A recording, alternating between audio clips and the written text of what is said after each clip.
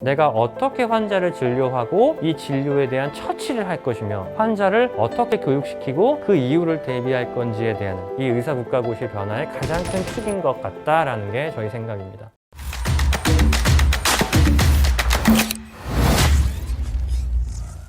자, 여러분 안녕하세요. 의료인이 되는 모든 것 MSK-에듀의 김성환입니다. 현재 지금 1월 달이면 제 85회 한국의사국가고시가 이제 마무리가 된다라고 예정은 돼 있습니다. 그리고 이제 내년에 시작이 돼서 내후년, 그러니까 2022년도에 마무리되는 86회 의사국가고시부터는 여러 가지 변화들이 이미 예고가 된 상태입니다. 그래서 어떤 변화들이 있고 또 이 변화의 여러 가지 속사정들이 어떤 것이며 또 우리는 어떻게 이 변화에 대해서 준비를 하는 게 좋을지에 대한 이야기를 간단히 짚어보도록 하겠습니다.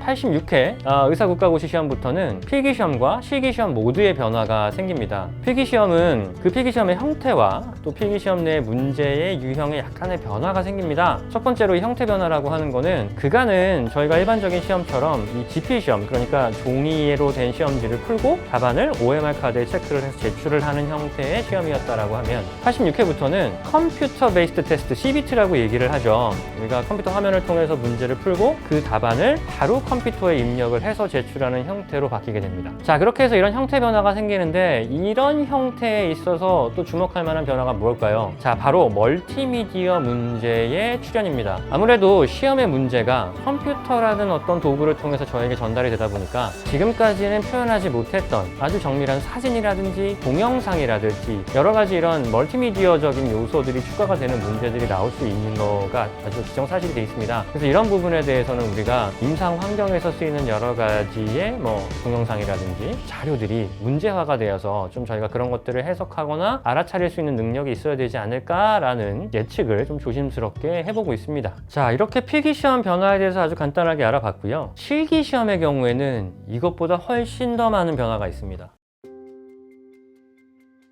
조금 여러 가지 카테고리로 좀 나눠서 저희가 얘기를 해볼 건데요. 실기시험에 있어서는 그 실기시험의 표현도 변화를 하고 실기시험의 형태에도 변화가 있고 또 여러분들이 준비해야 될 토픽수, 또 거기에 출제되는 문항수에도 모든 변화가 있습니다. 그래서 이 각각 4개의 변화 또 항목에 대해서 하나씩 짚어보도록 하겠습니다. 첫 번째, 표현의 변화가 생겨요. 이 표현의 변화라는 건 뭐냐? 지금까지는 이 실기시험에는 저희가 CPX라고 하는 시험과 OSCE, OSCE라고 하는 시험 두 가지로 저희가 준비를 했었죠. 그리고 이 CPX라는 시험에는 진료문항이라고 하는 여러 항목들을 준비를 했어야 됐었고 OSCE라고 하는 시험 안에는 수기문항이라고 하는 여러 토픽들을 준비를 했었어야 됩니다. 그런데 이제 이 토픽들의 표현, 그러니까 진료문항과 수기문항의 변화가 생기는데 진료문항은 임상표현이라는 새로운 표현이 되고요. 수기문항은 기본 진료 수기라고 하는 형태로 그 표현이 변화가 됩니다. 그 다음 이 시험의 형태에 대해 변화가 생기는데요. 아까 말씀드렸어요. CPX와 OSCE라는 시험이 있었다. 그런데 이제 실제적으로는 이런 표현들이 어느 정도 사라지게 되는 게 사실인 것 같습니다. 그래서 환자를 진찰해보는 CPX와 여러 가지 처치와 처방을 시연해보는 OSCE 시험이 통합이 되면서 하이브리드라는 형태가 나온다는 게 기정사실화됐고 공지가 됐습니다. 자, 세 번째, 토픽수의 변화인데요. 이 토픽수 같은 경우는 진료문항, 예전에 진료문항이었었죠. 이제 뭘로 변해요? 임상표현으로 변해요. 그래서 이 진료문항이라는 어떤 항목 안에는 총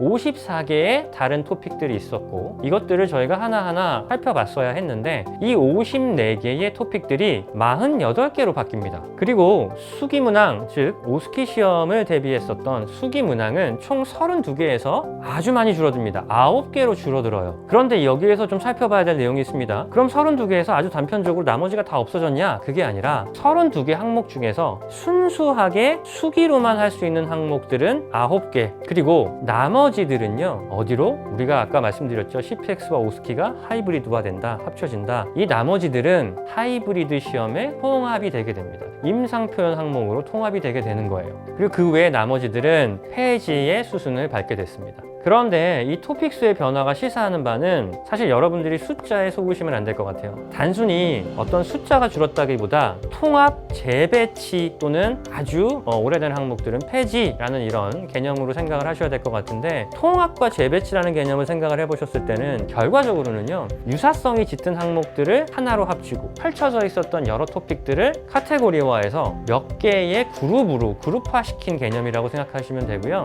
결론은 뭐냐? 여러분들이 공부하셔야 될 어떤 절대적인 양에는 별다른 변화가 없다라는 게 그 결론입니다. 공부하는 건 다 해야 된다는 말씀인데, 실제 우리가 시험에 들어갔을 때 시험 문항수 어떻게 변하는지에 대해서 마지막으로 알아보겠습니다. 예전에는 시험 항목이, 시험 문항이 그러니까 총 12문항이 나왔어요. CPX 6문항, 오스키 6문항이 나왔었는데, 이제는 다 통합적인 10문항으로 나오는 거예요. 그 10문항은 다시 임상표현 중에서 9개, 기본 진료 수기 중에서 1개가 나오는 겁니다. 항목당 시험 시간이 10분에서 12분으로 늘어난 겁니다. 시험 시간이 늘어났다. 이거 잘 생각해 봐야 되겠죠. 그러니까 공부해야 할 여러 가지 항목의 수는 감소되었으나 내용적인 면에서는 큰 차이가 없고, CPX와 오스키의 하이브리드 형태가 되면서 거기다가 시험 문항당 주어지는 시간도 늘어났어요. 그러니까 여러 가지를 통합적으로 같이 수행할 수 있는 능력이 요구된다라는 거겠죠. 그리고 오스키 항목이 아주 대폭 줄은 것처럼 보이지만 이거 착각하지 마셔라라고 말씀드렸습니다. 오스키 항목이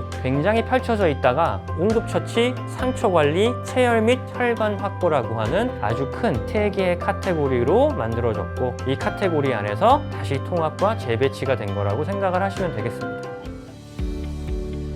저희가 CPX라고 하는 시험의 형태 안에서는 사이시험이라는 게 있었었죠. 그래서 이 사이시험도 따로 준비를 하시는 경우들이 있었는데, 이 사이시험도 이제 폐지가 됐습니다. 그렇지만 이 사이시험이 없어졌다고 해서 또 역시 공부할 내용이 바뀌었느냐? 그렇진 않아요. 결과적으로 환자를 교육하는 데 필요한, 우리가 환자에게 여러 가지 이야기를 해줘야 하는 여러 가지 지식적인 측면에서는 환자 교육을 계속 해야 되기 때문에 큰 변화는 없다라고 생각하시면 될 것 같습니다.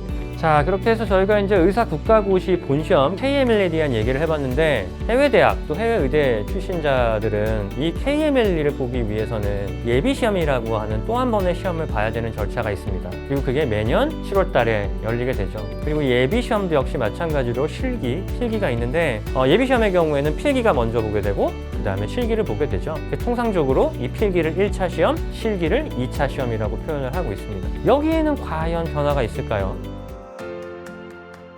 자, 이제 이 의사 예비시험의 경우에는요, 1차, 그러니까 필기시험, KML처럼 변화가 있다라는 공지는 없었습니다. CBT가 된다라는 공지는 없었어요. 그렇지만 본시험이 CBT로 바뀐다라고 공지가 완벽하게 된 이상 예비시험도 그 가능성을 아예 배제할 수는 없다라는 게 저희의 생각이긴 합니다. 그 다음 2차 시험인 건데요. 2차 실기시험 같은 경우는 우리가 예비시험에서는 오스키가 없었었죠. 그리고 CPX의 형태의 시험만 있었고, 거기서 한 4항목 정도가 출제가 됐었어요. 이것도 역시 마찬가지입니다. 본시험처럼 야, 이거를 하이브리드로 통합해서 우리는 이렇게 될 거야 라고 하는 공지는 없었으나 2020년 6월, 올해 6월이죠. 국시원에서는 이미 출제 문제수 및 시험 시간에 대한 변경이 있을 수 있다는 공지를 했습니다. 본시험처럼 시험 시간이 10분에서 12분으로 증가하게 된 겁니다.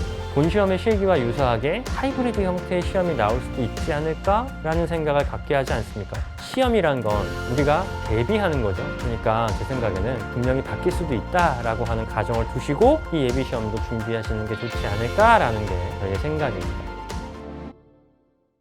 자, 오늘 의사 국가시험의 변화에 대한, 그리고 또 나중에 예비시험의 변화에 대한 예측까지도 해봤는데요. 여러 가지 형태의 변화, 문항수의 변화, 시간의 변화들이 다 있으나 전체적으로 준비하셔야 될 내용에 큰 변화는 없다라는 게 저의 결론이고요. 그러면 도대체 이 형태 변화를 왜 시키는 거냐라는 걸 봤을 때, 우리가 무언가를 CPX, 오스키 이렇게 구분하는 것보다 실제로 내가 의료 인력으로서 의료 환경에 나갔을 때 환자, 실제 환경 안에서 내가 어떻게 환자를 진료하고 이 진료에 대한 처치를 할 것이며, 그리고 그 처치와 여러 가지 내 처방을 바탕으로 환자를 어떻게 교육시키고 그 이유를 대비할 건지에 대한 실제 의사로서의 역량을 조금 더 종합적이고 전체적인 시선으로 바라보겠다라고 하는 게 이 의사국가고시 변화의 가장 큰 축인 것 같다라는 게 저희 생각입니다. 여러분들도 이런 변화에 대한 내용을 잘 한번 생각해 보시고 이 시험 자체만을 통과해서 내가 면허증을 따겠어 라는 게 물론 가장 중요하겠지만 그런 생각을 조금 더 뛰어넘어서 내가 실제 의료 인력으로서 어떻게 환자를 대할 수 있을지에 대한 고민을 해보신다 그러면 어떤 형태의 변화가 생기더라도 거기에 적절히 잘 대응을 할 수 있지 않을까라는 생각을 해봤습니다. 자, 오늘 저희 MSK 에듀에서 의사국가고시 시험에 대한 여러 변화 얘기해 봤는데요. 자, 역시 마찬가지로 여러분들에게 조금이나마 유익한 시간이었으면 정말 저는 너무 고맙겠습니다. 긴 시간 또 저의 이야기를 들어주셔서 너무 감사드리고요. 2021년에는 여러분들에게 정말 많은 행복한 또 좋은 일들 생기시길 저희 모두 다 같이 기원하고 기도하겠습니다. 감사합니다. MSK 에듀 김성환이었습니다.